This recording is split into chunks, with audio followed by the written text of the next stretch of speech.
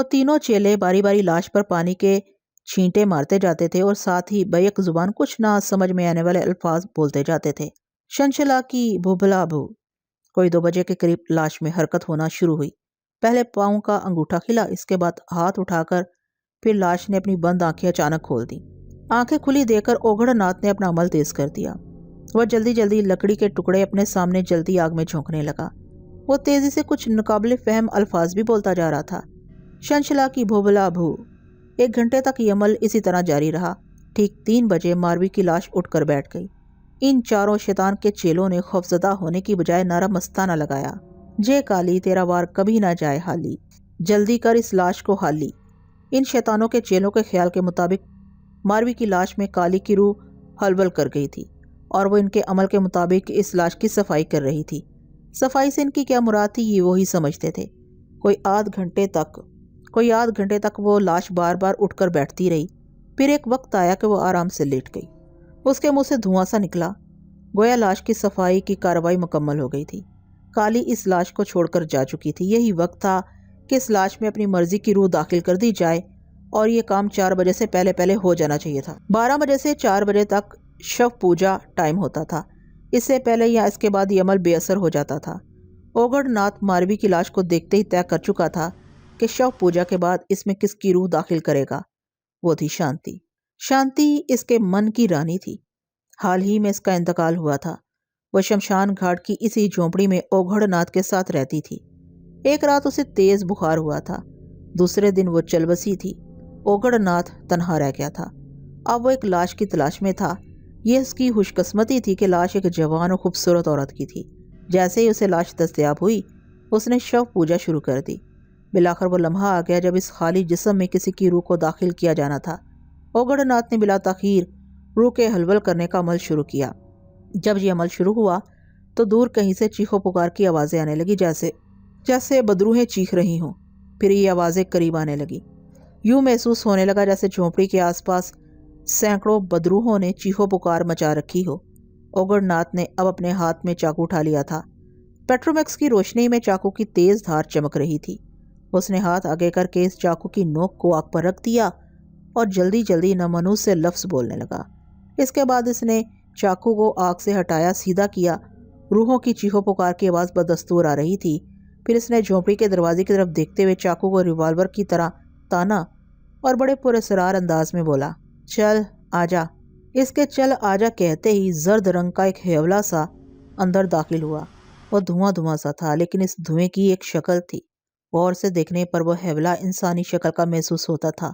اوگھڑ ناتھ نے اس ہیولے کے اندر آتے ہی چاقو کی نوک سے ماروی کے انگوٹھے کی طرف اشارہ کر کے کہا، چل گھس جا، بول جے کالی، او دل والی، تیرا وار کبھی نہ جائے خالی۔ اسی وقت ایک زنانہ آواز آئی، جے کالی، چل شاباش جلدی کر۔ اوگھڑ ناتھ نے بڑے پیار سے لاش کی طرف اشارہ کیا۔ پھر وہ ہیولا ماروی کے پیروں کے پاس جا کر رک گیا۔ اوگھڑ ناتھ چاقو سے برابر اس دھوئیں کو لاش میں داخل ہونے کا اشارہ کر رہا تھا، ساتھ میں بولتا بھی جاتا تھا، چل جلدی کر۔ اتنے میں وہ ہیولا چھوٹا ہونا شروع ہوا اور چھوٹا ہوتے ہوتے غائب ہو گیا۔ یوں محسوس ہوا جیسے وہ دھواں انگوٹھے کے ذریعے ماروی کی لاش میں داخل ہو گیا ہو۔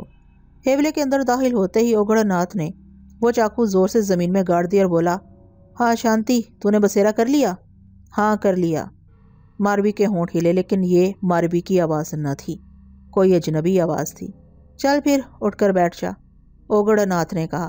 یہ سنتے ہی ماروی کی لاش اٹھ کر بیٹھ گئی۔ اب وہ ماروی نہ رہی تھی، شانتی ہو گئی تھی۔ جسم ماروی کا اور روح شانتی کی۔ دیکھ شانتی، میں نے تجھے واپس بلا لیا ہے، اوگھڑ ناتھ نے بڑے فخر سے کہا۔ وہ بہت خوش تھا۔ ہاں اوگھڑ، میں پریشان تھی، بھٹک رہی تھی، تیری جدائی مجھ سے برداشت نہیں ہو رہی تھی۔ شانتی نے کھڑے ہوتے ہوئے کہا، مہاراج اب ہمیں آ گیا ہے۔ ان تینوں چیلوں میں سے ایک نے جھونپڑی سے جانے کی اجازت چاہی۔ ہاں تم لوگ جاؤ، موج میلا کرو، میں کچھ دیر میں تمہاری جھونپڑی میں آتا ہوں، اوگھڑ ناتھ نے کہا۔ اچھا مہاراج۔ یہ کہہ کر اوگھڑ ناتھ کے تینوں چیلے اس کی جھونپڑی سے نکل گئے۔ ان کے جانے کے بعد اوگھڑ ناتھ نے شانتی کا ہاتھ پکڑ لیا اور بڑے پیار بھرے لہجے میں بولا، میری شانتی۔ اس طرح ماروی جی اٹھی۔ کمال رائے نے اگر ماروی کو دیکھا تو غلط نہ دیکھا تھا، وہ اس کی نظر کا دھوکہ نہ تھا، وہ واقعی ماروی تھی۔ ماروی کو دیکھ کر کمال رائے تڑپ اٹھا تھا۔ وہ ارشاد گوٹھ میں زیادہ دیر نہیں رکا تھا، مائرہ کو چھوڑ کر فوراً ہی واپس چلا آیا تھا۔ مائرہ نے بھی اسے روکنے کی کوشش نہ کی تھی، وہ سمجھ گئی تھی کہ اس وقت اسے روکنا فضول ہے۔ ماروی کی شکل دیکھ کر اسے چپ لگ گئی تھی۔ وہ سارے راستے خاموشی سے ڈرائیونگ کرتا رہا تھا۔ وہ اس بات پر حیران تھا کہ دونوں اونٹ اچانک کس طرح غائب ہو گئے۔ وہ دونوں اونٹ غائب ہرگز نہیں ہوئے تھے۔ یہ سب اوگھڑ ناتھ کی کارستانی تھی۔ جس طرح کمال رائے نے ماروی کو پہچان لیا تھا، ویسے ہی اوگھڑ ناتھ نے بھی کمال رائے کو ایک نظر میں پہچان لیا تھا۔ کمال رائے کو اونٹوں کے پیچھے بھاگتے دیکھ کر اوگھڑ ناتھ گھبرا گیا تھا۔ پہلے تو اس نے اپنے منہ سے ایک عجیب سی آواز نکال کر اونٹوں کو دوڑایا، پھر جب اس نے دیکھا کہ کمال رائے گاڑی میں بیٹھ کر پیچھے آ رہا ہے تو اس نے مڑتے ہی اونٹوں کو روکا اور انہیں سڑک سے اتار کر درختوں میں لے گیا۔ پھر اس نے فوری طور پر اپنے منہ سے نامنوس سے الفاظ نکالے، شنشلا کی بھوبلا بھو، اور پیچھے مڑ کر پھونک ماری۔ اگرچہ دونوں اونٹ سڑک کے نزدیک ہی درختوں میں کھڑے تھے جو سڑک سے صاف نظر آ رہے تھے، لیکن اوگھڑ ناتھ کیونکہ نظر بندی کا عمل کر چکا تھا، اس لیے وہ دونوں اونٹ کمال رائے اور مائرہ کو نظر نہ آ سکے۔ کمال رائے ان اونٹوں کو خاصا آگے جا کر دیکھ آیا، پھر وہ مایوس ہو کر واپس پلٹا۔ اوگھڑ ناتھ نے جب دیکھا کہ کمال رائے واپس چلا گیا ہے تو اس نے شانتی سے کہا، اوری شانتی، گھونگھٹ نکال لے ری، کیوں؟ تیری شکل دیکھ کر تیرا پتی رک گیا تھا، اگر عمل نہ کروں تو وہ تجھے ابھی لیوڑا تھا۔ اوگھڑ، تو خواہاں ہی ڈر گیا تھا۔ ارے ارے، اسے ذرا میرے پاس تو آنے دیتا، میں جب بتاتی کہ میں شانتی ہوں تو وہ خود ہی واپس چلا جاتا۔ شانتی نے مسکراتے ہوئے کہا، ہاں ایسا ہو سکتا تھا، لیکن میں نے خطرہ مول لینا مناسب نہ سمجھا۔ چل اب اپنے اونٹ کو ہانک کر سڑک پر لے آ، اب وہ بہت دور جا چکا ہے۔ پھر وہ دونوں اونٹ درختوں سے نکل کر سڑک پر آ گئے اور آہستہ روی سے اپنا سفر طے کرنے لگے۔ دیوانگ دریا کے اس پار نکلا۔ وہ برہا کو کندھے سے لگائے تیزی سے شمال کی جانب بڑھتا جا رہا تھا۔ کوئی آدھا میل چلنے کے بعد ایک بستی کے آثار نظر آنے لگے۔ دیوانگ دریا کے اس پار نکلا۔ وہ برہا کو کندھے سے لگائے تیزی سے شمال کی جانب بڑھتا جا رہا تھا۔ کوئی آدھا میل چلنے کے بعد ایک بستی کے آثار نظر آنے لگے۔ کچھ دیر کے بعد وہ اپنے گھر کے دروازے پر پہنچ گیا۔ یہ اس بستی کا سب سے بڑا اور پرانا گھر تھا۔ دیوانگ نے زور سے دروازہ کھٹکھٹایا۔ کچھ دیر کے بعد اندر سے لاٹھی کی ٹھک ٹھک سنائی دی۔ دروازہ کھولنے والی 90 برس سے کیا کم ہوگی۔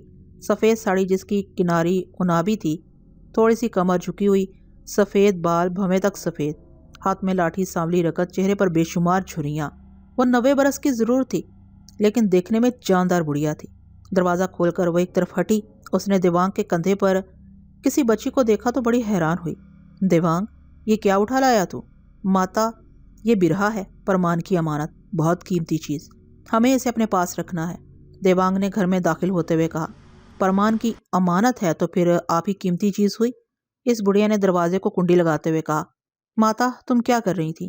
دیوانگ صحن پار کر کے کمرے میں داخل ہوتے ہوئے بولا، بچوں کو دودھ دینے جا رہی تھی۔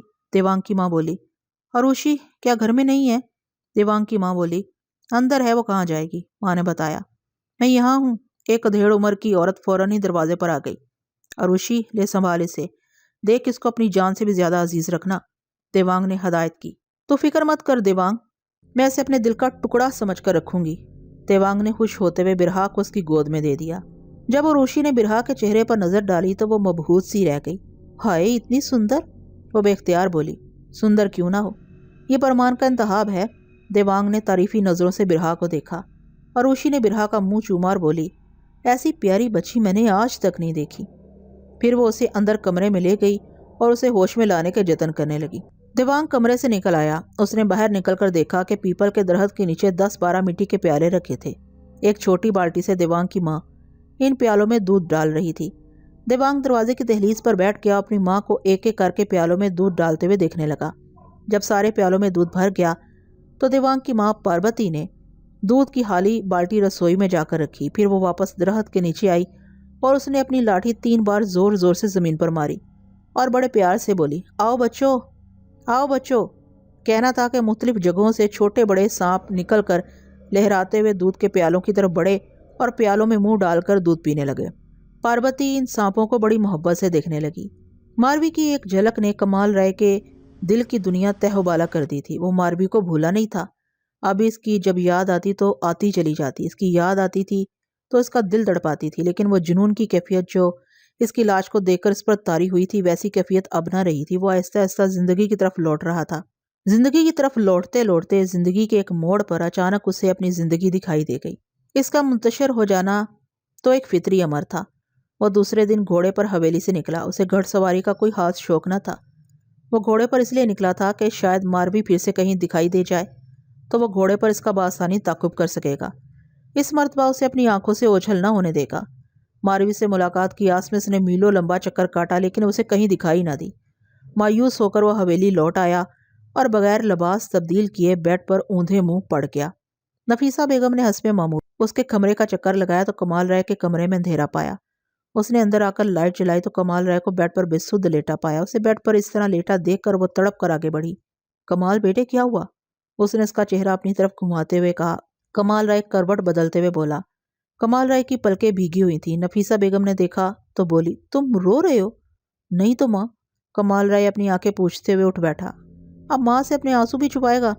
نفیسہ بیگم اس کے برابر بیٹھتے ہوئے بولی، نہیں ماں، تم سے میرا کیا چھپا ہے؟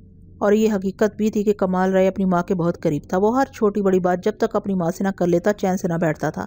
پھر یہ آنسو کیوں چھپائے؟ نفیسہ کے لہجے میں شکوہ تھا۔ ماں، میں اس وقت بہت پریشان ہوں، میرا دل بے چین ہے، اسے کسی طور پر قرار نہیں۔ میں تیرے دل کا قرار واپس لاؤں گی، تو بات تو کر۔ ماں، میں نے کل ارشاد گوٹھ جاتے ہوئے راستے میں ماروی کو دیکھا تھا۔ کمال رائے نے انکشاف کیا۔ یہ انکشاف سا انکشاف تھا۔ نفیسہ بیگم تو سناٹے میں آ گئی۔ وہ فکر مند ہو گئی کہ کمال رائے مشکل سے تو ٹھیک ہوا تھا، بڑے جتنوں سے زندگی کی طرف واپس آیا تھا، اب اس نے پھر سے ماروی کا شوشہ چھوڑ دیا تھا، جانے اس نے کس کو دیکھ لیا تھا۔ کمال بیٹے، کیا تم جانتے ہو تم کیا کہہ رہے ہو؟ ماں نے پریشان ہو کر اس کے چہرے کی طرف دیکھا۔ ہاں ماں، میں اچھی طرح جانتا ہوں میں کیا کہہ رہا ہوں، تمہیں یقین نہیں آیا نا؟ اس لیے ماں میں نے تمہیں ابھی تک یہ بات نہیں بتائی تھی۔ لیکن بیٹے ایسے کیسے ہو سکتا ہے؟ نفیسہ بیگم پریشان ہو کر بولی، وہ مر چکی ہے، تم نے اس کی لاش دیکھی ہے؟ ماں تم ٹھیک کہہ رہی ہو، لیکن میں بھی ٹھیک کہہ رہا ہوں۔ کمال رائے نے بڑے یقین سے کہا، ذرا تفصیل سے مجھے ساری بات بتا۔ نفیسہ بیگم بولی۔ کمال رائے نے کل شام کا واقعہ پوری تفصیل سے ماں کے گوش گزار کر دیا۔ وہ ماروی کی کوئی ہم شکل ہوگی؟ نفیسہ بیگم نے سارا قصہ سن کر اظہار خیال کیا۔ نہیں ماں، میری آنکھیں دھوکہ نہیں کھا سکتی، میرا دل فریب نہیں کھا سکتا، وہ 100% ماروی تھی۔ وہ اس لیے غائب ہو گئی، اگر وہ ماروی نہ ہوتی تو وہ ہرگز غائب نہ ہوتی۔ بیٹے کمال، میری جان، میں نے اس سلسلے میں خود رولی سے بات کی تھی، وہ ماروی کو کہیں صحرا میں ریت میں دبایا تھا، پھر وہ تیرے بابا کے حکم پر اسے بازیاب کرنے کے لیے نکلا تھا، لیکن ماروی کی لاش اسے مقررہ جگہ پر نہیں مل سکی تھی۔ ظاہر ہے اتنا لمبا عرصہ گزر جانے کے بعد اس کا وہاں ملنا ناممکنات میں سے تھا۔ لاش بے شک نہیں ملی، لیکن تو یہ بات تو اچھی طرح جانتا ہے کہ وہ مر چکی ہے۔ نفیسہ بیگم نے اسے سمجھایا۔ پتہ نہیں ماں، کمال رائے نے بے یقینی کی کیفیت میں کہا، جانے کیوں قرار نہیں آتا۔ کمال رائے میرے بیٹے، وسوسوں میں نہ پڑ، یقین کر لے کہ ماروی مر چکی ہے، اور یہی بات تیرے حق میں بہتر ہے۔ میری جان، مجھے ڈر ہے کہیں تو پھر بیمار نہ پڑ جائے۔ نہیں ماں، تم ڈرو مت، ایسا نہیں ہوگا کچھ بھی۔ لیکن ماں، میں ماروی کی یاد سے دستبردار نہیں ہوں گا، میں اس کی تلاش میں رہوں گا، میں اسے آج بھی تلاش کر کے آیا ہوں۔ اف میرے خدا۔ نفیسہ بیگم نے ایک ٹھنڈی سانس بھری، پھر وہ اس کا چہرہ دیکھتی رہی۔ کچھ توقف کے بعد بولی، تجھے مائرہ کیسی لگتی ہے؟ اس وقت مائرہ کا کیا ذکر؟ کمال رائے نے بے نیازی سے کہا، وہ ماروی سے کہیں خوبصورت ہے۔ نفیسہ بیگم بولی، ہوگی۔ کمال رائے نے اختلاف کرنا مناسب نہ سمجھا۔ میں سوچ رہی ہوں کہ ماں، جو سوچ رہی ہو اسے سوچتی رہو، اس بات کو زبان پر مت لانا۔ کمال رائے نے اپنی ماں کی بات کاٹی۔ کمال بیٹے، میں تمہاری ماں ہوں، تم میری اکلوتی اولاد ہو، میں تمہیں اب اس طرح بھٹکتا ہوا نہیں دیکھ سکتی، تمہیں میری بات ماننا ہوگی۔ نفیسہ بیگم نے کہا، ماں مجھے سکون سے رہنے دو۔ کمال رائے نے نفیسہ بیگم کی طرف ملتجیانہ نظروں سے دیکھتے ہوئے کہا، ہاں بیٹے، میں بھی یہی چاہتی ہوں کہ تم سکون سے رہو۔ نفیسہ بیگم نے اٹھتے ہوئے کہا۔ ماروی کا ذکر کر کے کمال رائے نے نفیسہ بیگم کا سکون لوٹ لیا تھا۔ خدا خدا کر کے وہ نارمل ہوا تھا، زندگی کی طرف لوٹنے لگا تھا، خاندان کی کچھ لڑکیوں سے ہنسنے بولنے لگا تھا۔ ان لڑکیوں میں مائرہ سر فہرست تھی۔ مائرہ سے اس کی دوستی ہوتی جا رہی تھی۔ نفیسہ بیگم ان دونوں کو ساتھ بیٹھا دیکھتی تو بہت خوش ہوتی تھی۔ اس نے دل میں طے کر لیا تھا کہ وہ مائرہ کو اپنی بہو بنائے گی، لیکن کمال رائے نے ماروی کا ذکر کر کے نفیسہ بیگم کی ساری خوشیوں پر پانی پھیر دیا تھا۔ وہ اس کی طرف سے فکر مند ہو گئی تھیں۔ وہ انہی سوچوں میں گم تھی کہ مائرہ اپنی ماں کے ساتھ حویلی آ گئی۔ نفیسہ بیگم ان دونوں کو دیکھ کر کھل اٹھی۔ اس نے ان کا بڑھ کر استقبال کیا۔ اس نے اپنی بھابھی نجمہ سے اداس لہجے میں کہا، بھابھی، میں کل سے بہت پریشان ہوں۔ ہائے، کیا ہوا؟ نجمہ نے گھبرا کر پوچھا۔ کمال رائے کا دماغ پھر الٹنے لگا ہے، وہ ماروی کو کسی طرح بھولتا ہی نہیں، نفیسہ بیگم نے بتایا۔ اب کیا ہوا؟ نجمہ نے پوچھا۔ وہ اس دن مائرہ کو چھوڑنے گیا تھا تو راستے میں اسے کہیں ماروی نظر آ گئی۔ یہ بات مائرہ نے مجھے بتائی تھی، نجمہ نے کہا۔ تو کیا مائرہ نے بھی ماروی کو دیکھا تھا؟ نفیسہ بیگم نے پوچھا۔ نہیں، اس نے نہیں دیکھا تھا، وہ کہہ رہی تھی کہ میں نے اونٹ پر بیٹھی عورت کو غور سے دیکھا ہی نہیں، نجمہ نے بتایا۔ بتاؤ، جو لڑکی گاڑی میں بیٹھی تھی اس نے تو دیکھا نہیں، لیکن اس نے گاڑی چلاتے ہوئے اسے دیکھ لیا، نفیسہ بیگم نے حیرت زدہ لہجے میں کہا۔ نفیسہ آپا، کمال کو کسی پیر فقیر کو کیوں نہیں دکھا لیتی؟ اس کی جھاڑ پھونک کروا لو، ٹھیک ہو جائے گا، نجمہ نے اپنی تجویز پیش کی۔ میں بھی یہی سوچ رہی ہوں، نفیسہ بیگم نے نجمہ سے اتفاق کیا، پر میں پیر فقیر لاؤں کہاں سے؟ میں تو کسی کو جانتی نہیں۔ آپا تم فکر مت کرو، میں جانتی ہوں ایک لڑکی کو، تمہیں میرے ساتھ حیدرآباد چلنا ہوگا۔ چلوں گی، ضرور چلوں گی، نفیسہ بیگم نے فوراً حامی بھر لی۔ حیدرآباد جانا مشکل ہے، پر تم تو کسی لڑکی کی بات کر رہی ہو، بھلا کوئی لڑکی اس معاملے میں کیا کر سکے گی؟ آپا بس تم میرے ساتھ چلو، وہاں چل کر دیکھنا کہ وہ لڑکی کیا کر سکتی ہے کیا نہیں، نجمہ نے بڑے اعتماد سے کہا۔ ہاں بس تم کمال کی کوئی استعمال شدہ چیز ساتھ لے لینا، مثلاً اس کا رومال، کوئی قمیض، اس کا قلم بھی لے سکتی ہو۔ چلو ٹھیک ہے، نفیسہ بیگم نے زیادہ بحث میں الجھنا مناسب نہ سمجھا۔ وہ ایک عام سا علاقہ تھا، عام سے علاقے کا عام سا گھر، جہاں لاکھوں کی پجاروں رکی۔ پجاروں سے نفیسہ بیگم، نجمہ، اس کی بہن شمسہ اور نفیسہ کی ملازمہ خاص بھاگ بھری اتری۔ نجمہ نے اپنی بہن شمسہ کو حیدرآباد سے ساتھ لے لیا تھا۔ دراصل شمسہ ہی اس لڑکی سے واقف تھی۔ شمسہ نے آگے بڑھ کر بیل کے بٹن پر ہاتھ رکھ دیا۔ چند لمحوں بعد دروازہ کھلا۔ ایک ادھیڑ عمر کی خاتون نے ان بڑے گھر کی عورتوں کو حیرت سے دیکھا اور بولی، جی ہمیں نور بانو سے ملنا ہے۔ شمسہ نے نرم لہجے میں کہا، اچھا میں ان سے پوچھتی ہوں، آپ چند لمحے انتظار کریں۔ یہ کہہ کر وہ ادھیڑ عمر خاتون اندر چلی گئی۔ یہ نور بانو کی ماں تھی۔ نفیسہ بیگم نے پریشانی سے نجمہ کو دیکھا۔ اس کے دل کو دھڑکا لگا کہ کہیں وہ ملنے سے انکار نہ کر دے۔ نجمہ نے ہاتھ کے اشارے سے اسے تسلی دی۔ کچھ دیر بعد بند دروازہ پھر کھلا اور نور بانو کی ماں حور بانو نے دروازے کے دونوں پٹ کھول کر کہا، اندر آ جائیں۔ حور بانو نے ان خواتین کو سادہ سے ڈرائنگ روم میں بٹھایا اور پھر ان سے مخاطب ہو کر بولی، میرے ساتھ صرف وہ آئے جسے مسئلہ درپیش ہے۔ نجمہ نے فوراً نفیسہ بیگم کو اشارہ کیا، تم بھی چلو۔ نفیسہ بیگم اٹھتے ہوئے ذرا ہچکچائی۔ وہ آہستہ سے نجمہ سے مخاطب ہوئی، نہیں آپا، یہ بات ان کی ناراضگی کا باعث بنے گی۔ نجمہ کی بجائے شمسہ نے جواب دیا، اچھا ٹھیک ہے۔ بالآخر نفیسہ بیگم اٹھی اور حور بانو کے ساتھ ڈرائنگ روم سے نکل گئی۔ پھر وہ جس کمرے میں نفیسہ بیگم کو لیے داخل ہوئی، اس میں سبز رنگ کا ایک سادہ سا قالین بچھا ہوا تھا اور سفید کور چڑھے 2 گاؤ تکیے رکھے تھے۔ کمرے میں کوئی نہ تھا۔ حور بانو نے نفیسہ بیگم کو بیٹھنے کا اشارہ کیا اور بولی، آپ بیٹھیں، وہ بھی آتی ہیں۔ یہ کہہ کر حور بانو باہر چلی گئی۔ اس کے جانے کے بعد نفیسہ بیگم نے ایک طائرانہ نظر کمرے پر ڈالی اور گاؤ تکیے کا سہارا لے کر بیٹھ گئی۔ اس کی نظریں کھلے دروازے پر تھیں۔ کچھ دیر بعد ایک چھوٹی سی لڑکی داخل ہوئی۔ اس کی عمر بمشکل 14-15 سال ہوگی۔ نفیسہ بیگم نے اسے دیکھا تو سمجھا یہ کوئی پیغام وغیرہ لے کر آئی ہے۔ شاید وہ خاتون ابھی مصروف ہے، لیکن ایسا نہ تھا۔ وہ لڑکی بذات خود نور بانو تھی۔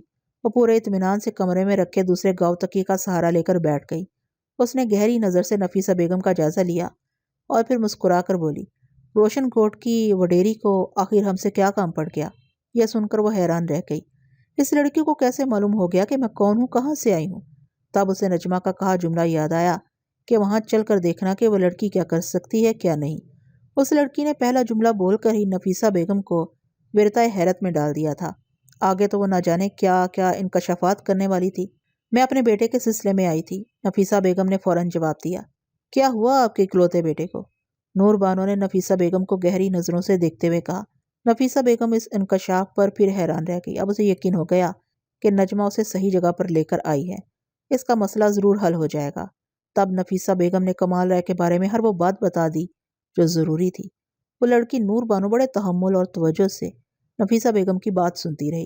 جب نفیسہ بیگم خاموش ہوئی تو نور بانو بولی، کمال رائے کا ہمیں قلم درکار ہے۔ میں لائی ہوں بی بی۔ یہ کہہ کر نفیسہ بیگم نے کمال رائے کا پین اپنے بیگ سے نکالا اور اٹھ کر نور بانو کے حوالے کر دیا۔ نور بانو نے اس بند قلم کو ایک نظر دیکھا اور پھر اپنے بائیں ہاتھ میں دبا لیا۔ ایک سوال پوچھ سکتی ہوں بی بی؟ نفیسہ بیگم نے ڈرتے ڈرتے پوچھا۔ جی پوچھئے۔ نور بانو نے اجازت دی۔ کیا کمال رائے نے واقعی مروی کو دیکھا ہے؟ نور بانو نے ایک لمحہ توقف کیے بغیر فوراً جواب دیا، جی ہاں یہ سچ ہے۔ کیا مروی زندہ ہے؟ نفیسہ بیگم نے دوسرا سوال کیا۔ نہیں، یہ غلط ہے۔ اس کا مطلب ہے کہ مروی مر چکی ہے؟ یقیناً، نور بانو نے بڑے فیصلہ کن انداز میں جواب دیا۔ مروی مر چکی ہے، اس کے باوجود دکھائی دے رہی ہے، یہ سب کیا گورکھ دھندا ہے؟ آپ اس بات کو نہیں سمجھ سکیں گی، نور بانو نے سنجیدگی سے کہا۔ اب آپ چاہتی کیا ہیں یہ بتائیں؟ میں کمال کو مروی کی یادوں سے الگ کرنا چاہتی ہوں۔ ایک بات بتائیے، کیا آپ کو اپنی پوتی یاد نہیں آتی؟ نور بانو نے اچانک گفتگو کا رخ موڑ دیا۔ کیا وہ زندہ ہے؟